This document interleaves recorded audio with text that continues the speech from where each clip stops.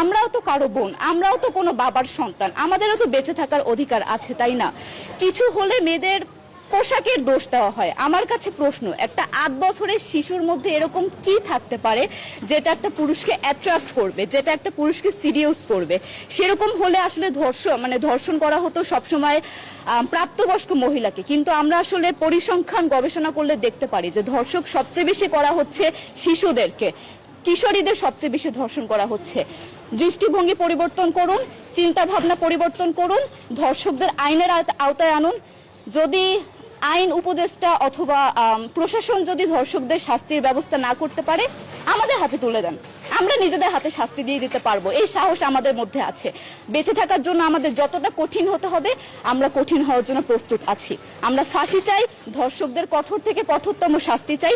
যতদিন না পর্যন্ত ফাঁসি দেওয়া হবে, যতদিন না পর্যন্ত ধর্ষকদের শাস্তির ব্যবস্থা করা হবে, আমরা আমাদের আন্দোলন অব্যাহত রাখবো। দরকার হলে আমরা শিক্ষা প্রতিষ্ঠান বন্ধ করে দিব, তবুও আমরা থামবো না। এটাই আমাদের দাবি।